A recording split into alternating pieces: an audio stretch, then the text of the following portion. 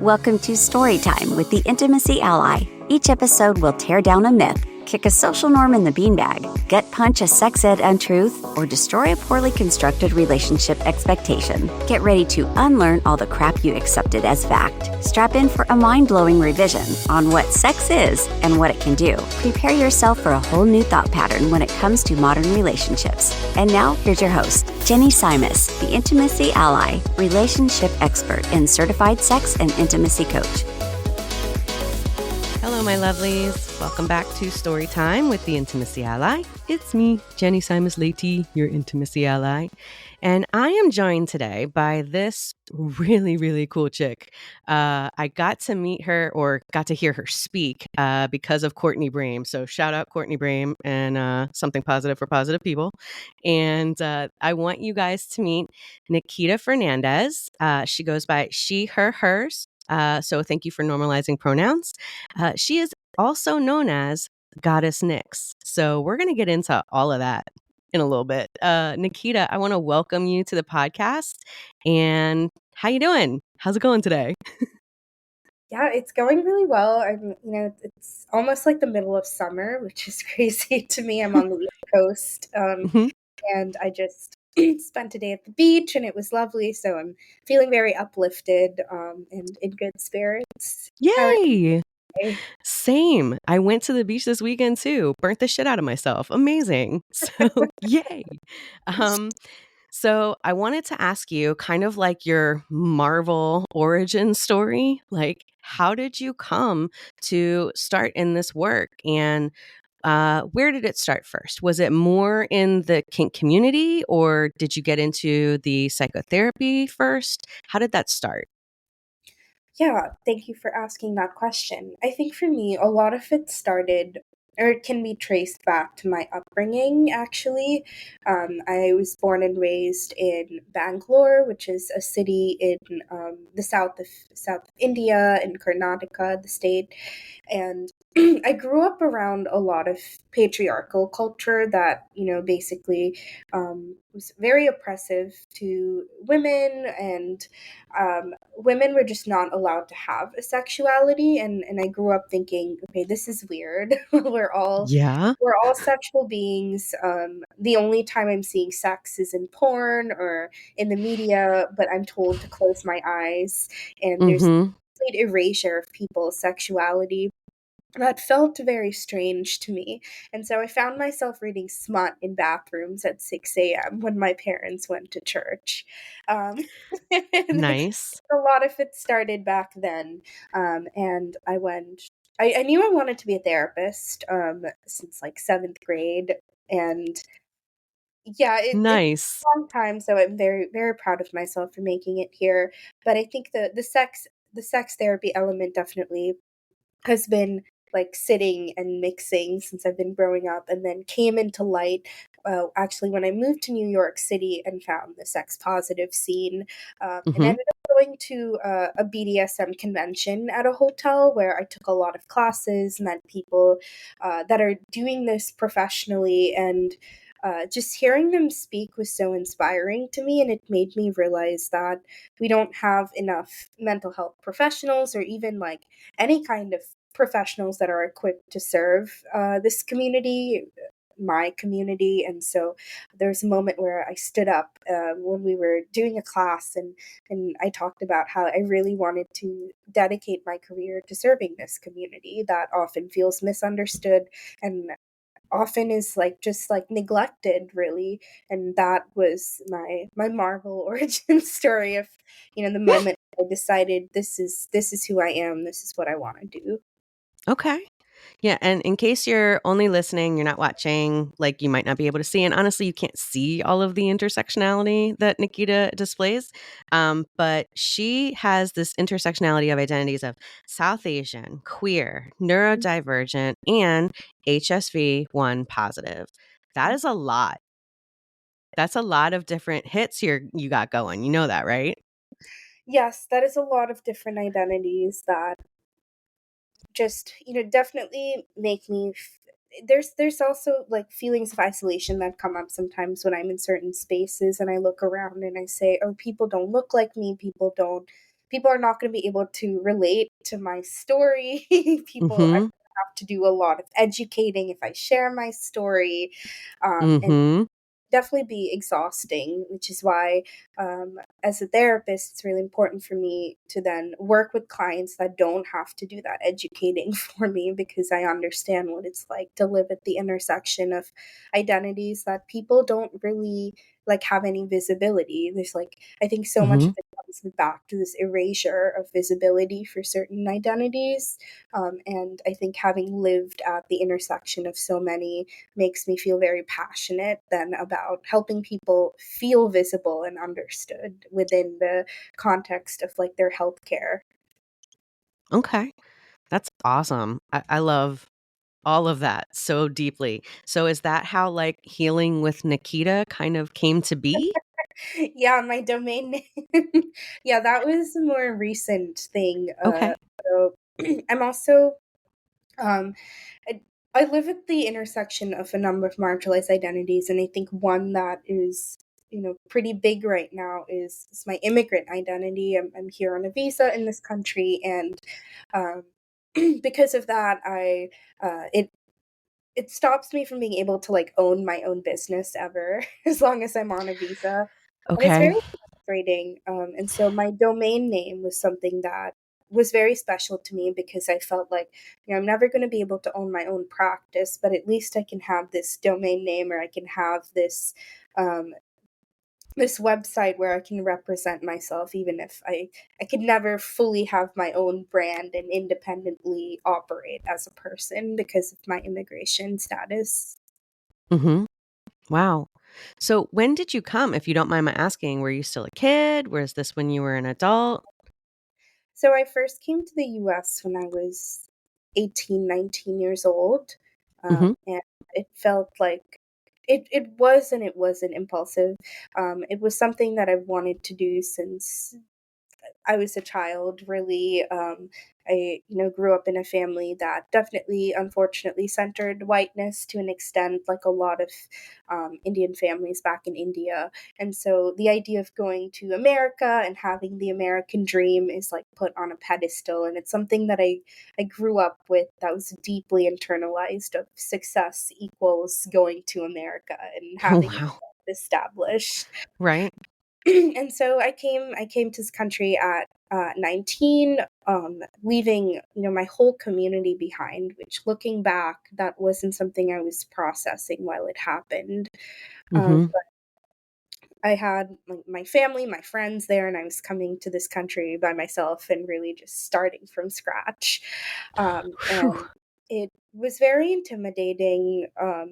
Definitely, I went to a college in Virginia, and while it was diverse, it was still a pretty It's white. still in Virginia. Yeah. I Virginia. mean, I'm from Maryland, girl. You don't have to hold back. It's fine.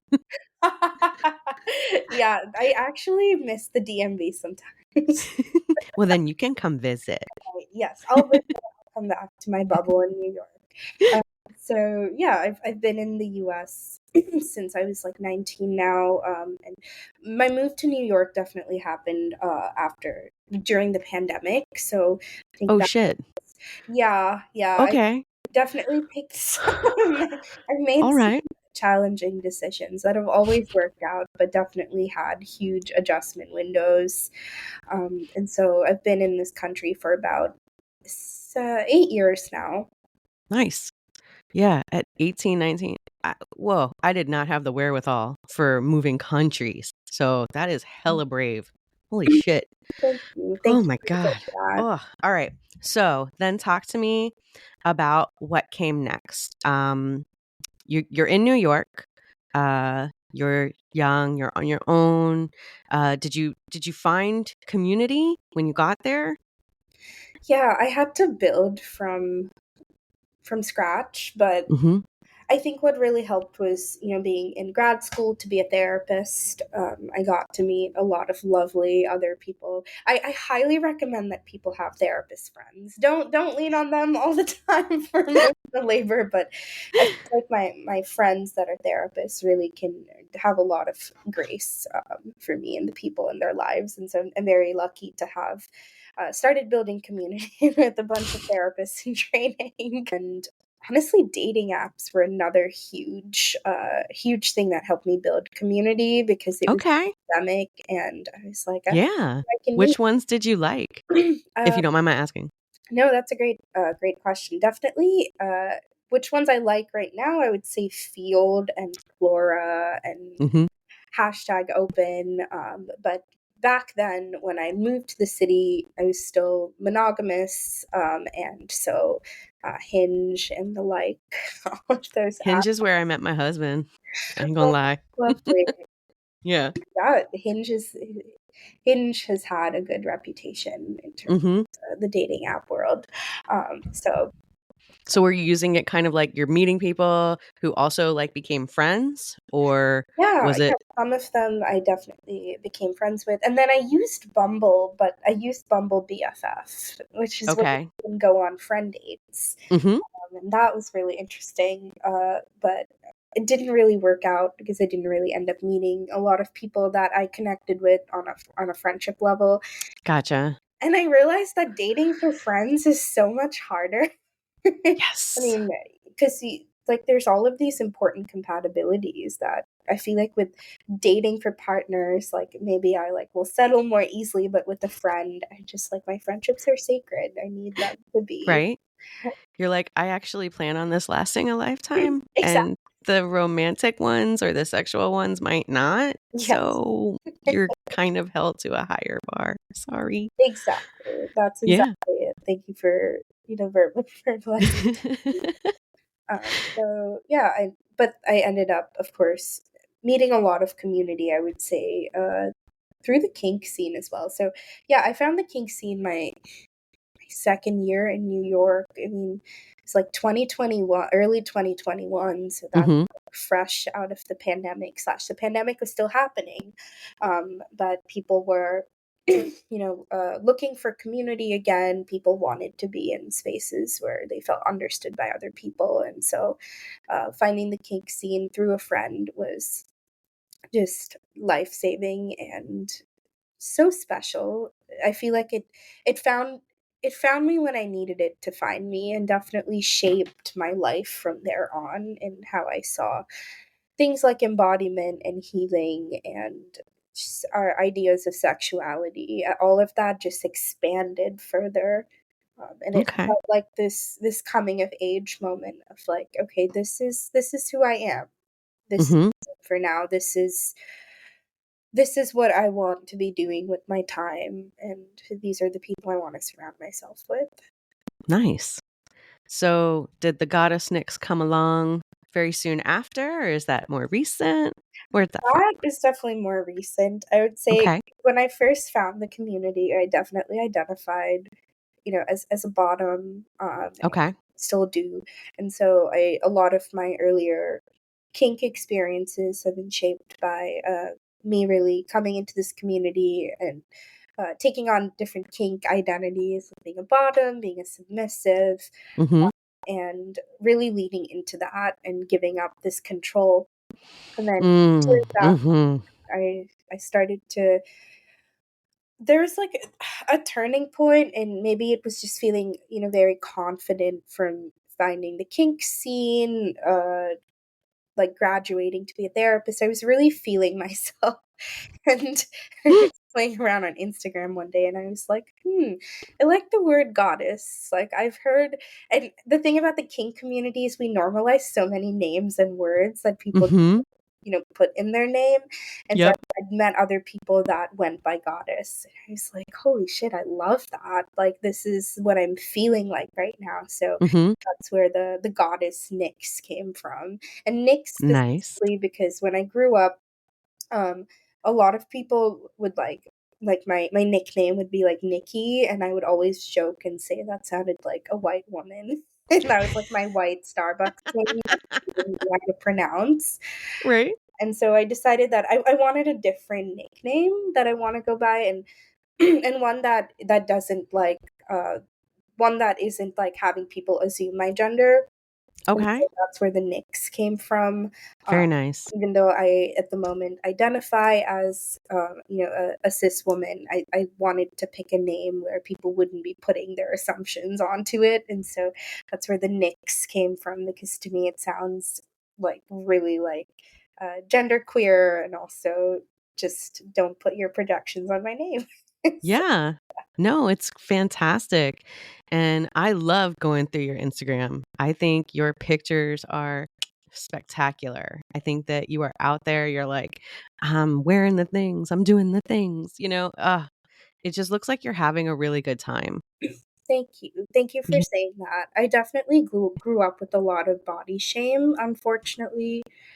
I was told that I couldn't wear bathing suits because my Oh, body was too big. I was told that, people wouldn't want to be in romantic partnerships with me because my body was too big. And mm-hmm, being told that at a young age, I think is can be very damaging to people long term, unfortunately. And so, um, finding kink also really helped me embrace my body in a way that nothing else could have helped mm-hmm, me do that.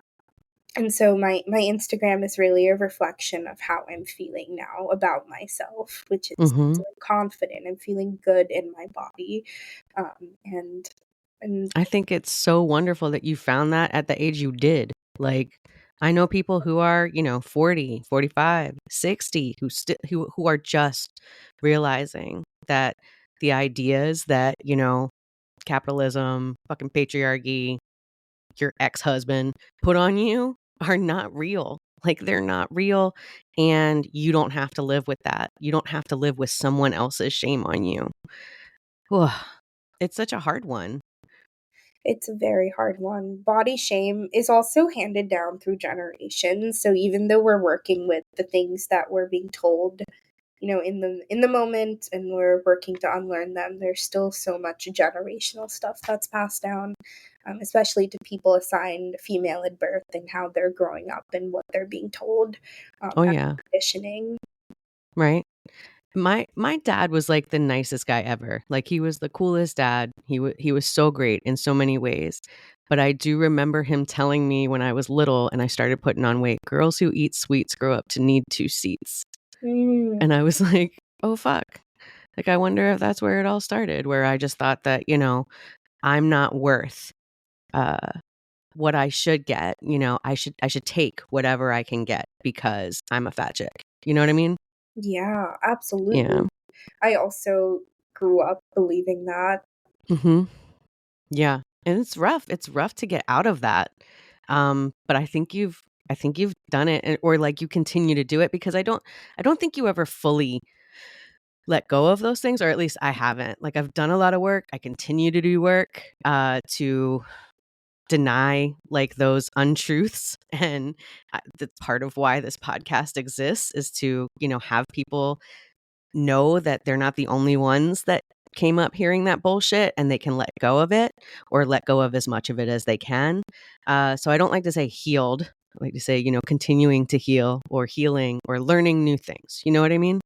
Yeah, absolutely. I love that. And I would totally agree with you, because I've been trying to unlearn body shame for the past 13 years in therapy. Like, I started therapy very young Mm-hmm. because I initiated it myself. That's how I Fantastic. became a therapist. Fantastic. I love it. And it's not a destination. It's a continuous journey. And Mm-hmm. even if Absolutely. even if we grew up with, the most affirming family, we still get messages from the media, from porn, and I think what I love about being a sex therapist is that people are not just working on healing their relationships to sex, they're healing their relationships to their bodies. Mm-hmm. And that is my like social justice angle in the work that I do, especially with folks that have marginalized identities, is teaching them how to make peace with their own bodies, uh, Mm-hmm. and also thinking critically about what they're surrounding themselves with, just media wise. Mm-hmm. Because I think the media definitely has a lot of targeted messages that people can internalize. And the biggest one being porn, because so often the porn that people are watching centers, skinny, straight, cis bodies, and those are the bodies that we're receiving pleasure. And so we make Mm-hmm. a connection of, okay, I have to look like that to feel that good in sex. Mm-hmm. And so we end up chasing this idea of what we have to be in order to get the things we want in life. And it's Right. a losing battle. Yeah. It's rough, and it's kind of impossible to live up to. And I feel it for not only, women, but for the men with, like, looking at 10-inch cocks, and then they're like, "Oh, I'm invalid. I don't exist because I have a 4 to 6-inch cock." And it's like, "No, you're okay, man. Like, it's okay. Like, we can totally work with that." Or I don't know, you know Michelle, like all of her soft cock week stuff. Having cocks that don't operate the same as the ones in porn. Like, that's also a big deal. I Really messes with people's minds. Absolutely, and I'm so glad that Michelle started Soft Cock Week. Shout I out, know. Michelle. Because I, as a sex therapist, I'm working with so many, penis havers that are so insecure about their bodies as well, and a lot of it has to do around with like penises, which then lead to the idea that sex needs to look a certain way, and Mm-hmm. again, another thing the kink community does right is that it takes our ideas about sexuality and expands beyond just penetration. And so Fuck the yeah. focus is not just on how our body looks, but it's more about, what can we do with our sensations? How can we play? Which I love. Right. So you're in this, like, non-monogamous type realm? Yes? Yes, in the Yes? monogamy realm. Okay. And how did that start? Or when did that start, I guess? Yeah, I think that definitely was something that I was always aware that people were non-monogamous, but it was never a reality in that I knew people that practiced that lifestyle until I found the kink scene in New York. Mm-hmm. And I think there was just something about being in a kink space where I recognized that we all have different kinds of kinks and we're never going to meet the one partner that knows how to do all of the kinks that we're into. And Right? the idea of uh, playing with different people just made so much sense to me from like a logistical standpoint of we don't have to be into the same things. And so that's where to me non-monogamy comes in of my partner doesn't have to be the same person as me. They don't have to fulfill 100% of my needs all the time. And so Yeah.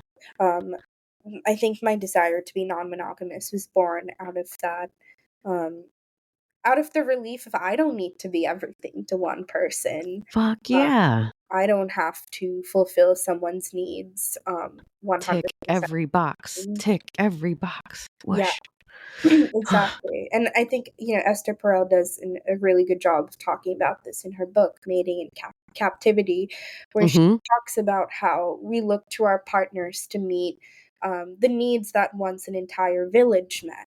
And I think Yep. that brings to mind this community aspect of we're living in an individualistic culture and we're looking to this one person who is our partner because in the US in Western culture, we put so much emphasis on romantic relationships and not other kinds of relationships like friendships. And so of Mm-hmm. course we need our partner to do it all for us. And that Right. just isn't sensical. And I grew up in I grew up in a multi-generational household. I had a lot of different friends. I come from so much community, and so Mm-hmm.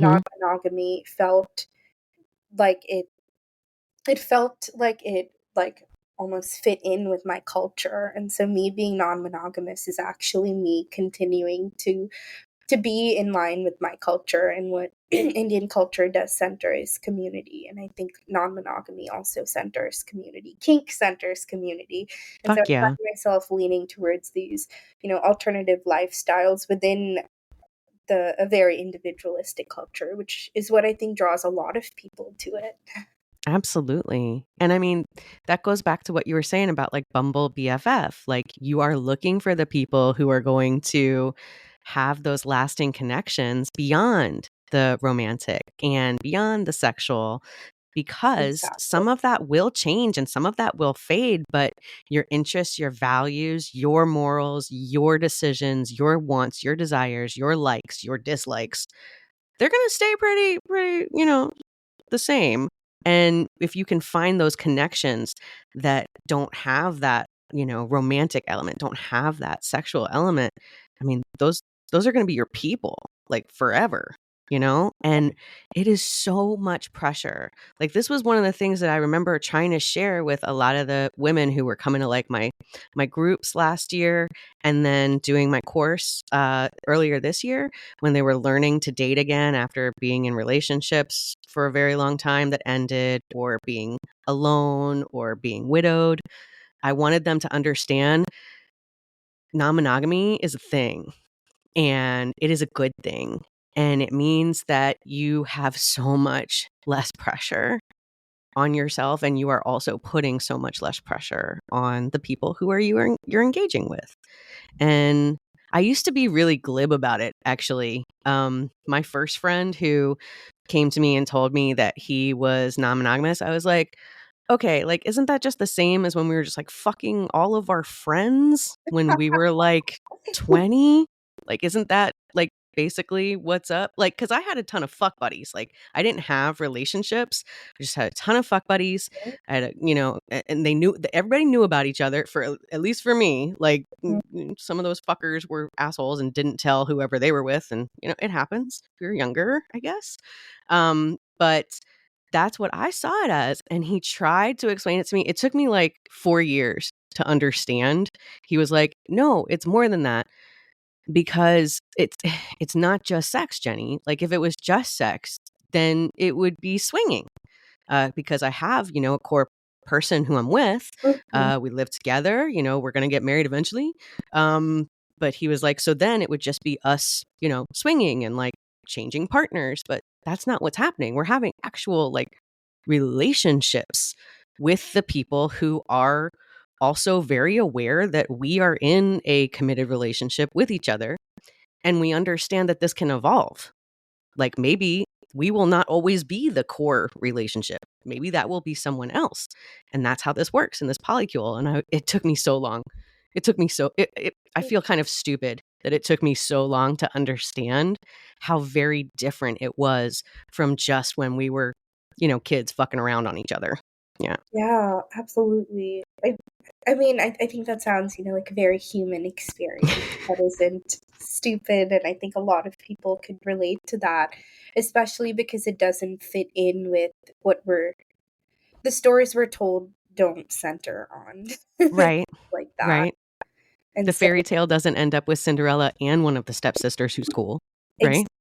exactly. And so it really puts non-monogamous people, fighting this unfair battle of really trying to explain to the people around them why their relationships are valid and Yeah. Constantly having to validate. And exactly. I'm sorry I added to it by making him explain it to me so many times. But eventually I got it. So I was like, yay. And now I like now I'm like all about it. I'm like, yeah, that's what I Yeah, want to do. absolutely. I think non-monogamy can be like such a liberation tool for all of us.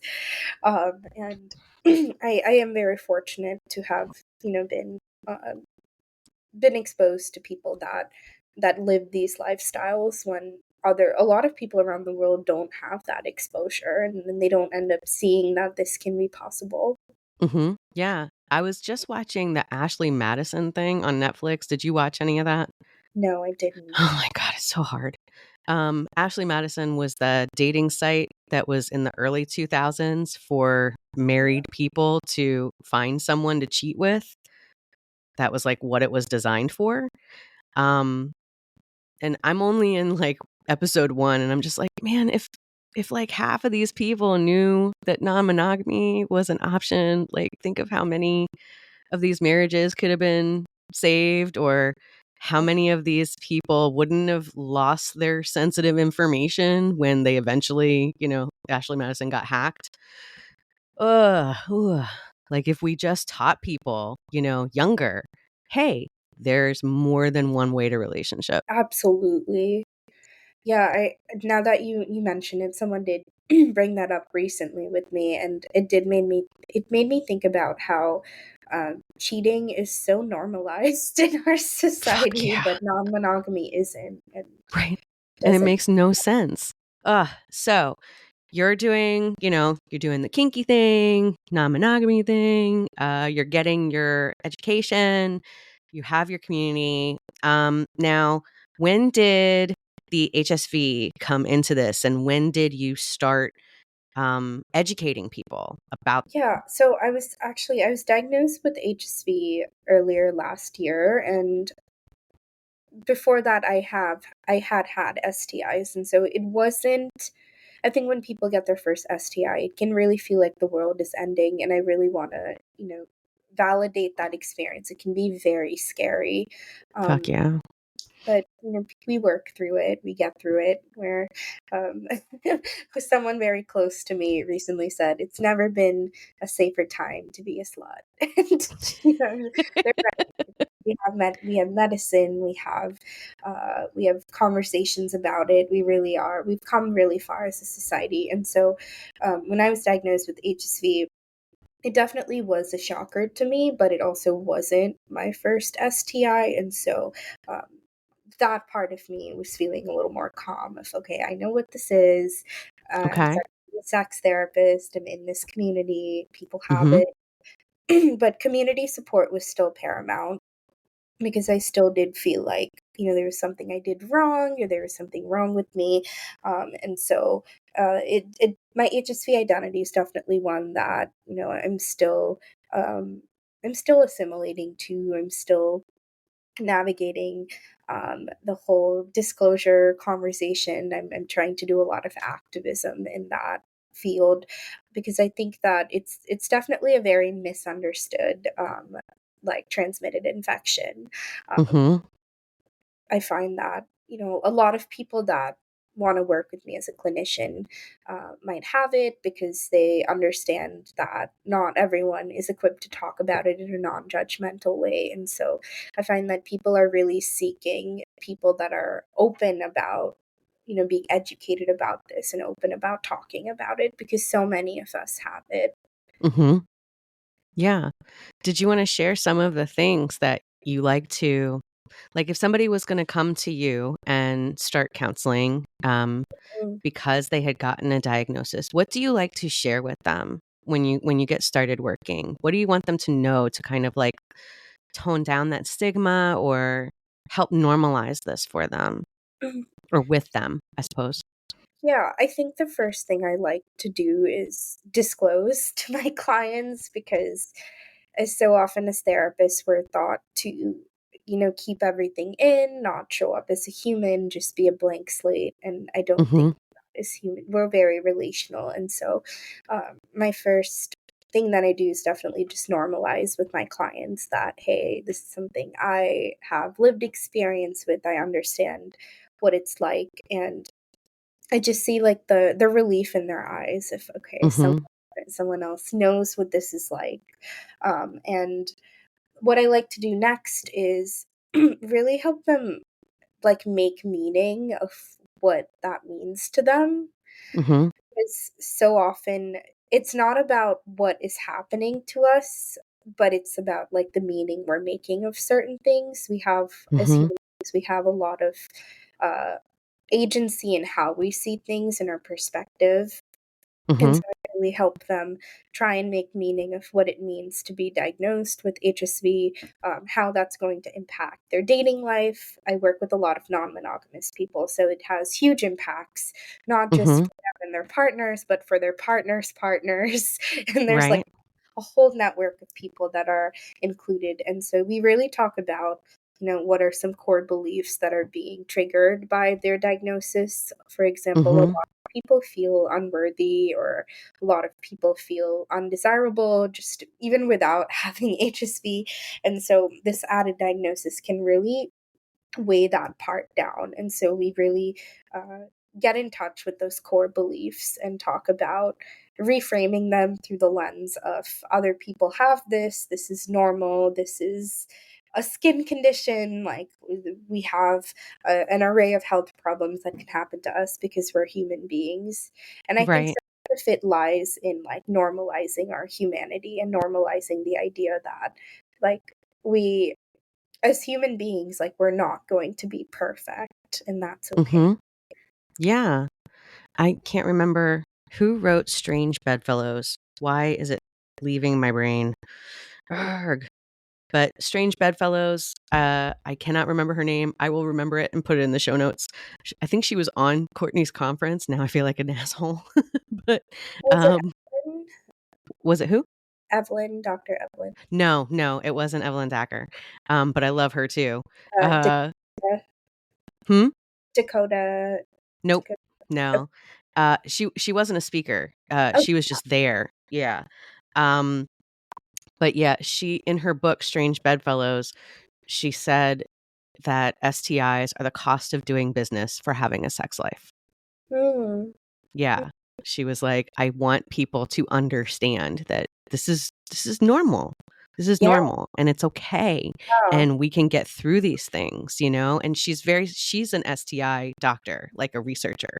And she just kind of breaks down everything by like the, you know, the physiological and then talks about the emotional that comes with it Yeah. and how the testing itself is such shit that, you know, sometimes people are getting false positives, false negatives. Then there's that whole, oh God, am I this? Am I that? You know, but that goes along with, well, if I tested positive once, then I have to disclose. You know, there's so many different angles to getting that diagnosis. And especially if you are in, you know, a non-monogamous situation, then absolutely, like, because you're with your, you know, long-term partner perhaps, but also going on dates, and then it's like you have so many more opportunities that you're like, okay, now I gotta disclose again. Now I gotta disclose again. I gotta practice this again. Whoosh. It's a lot. It is a lot, definitely. And I think it Yeah. helps to be in spaces where people are already educated, which is why, you know, the public health sector we could do a better job, like normalizing this for people. Right. And making the test part of a regular STI panel, like, Exactly. that's Exactly. another part. Like, I had a lot of people who are in their 40s and 50s who didn't know that they weren't getting tested for it every time they got tested.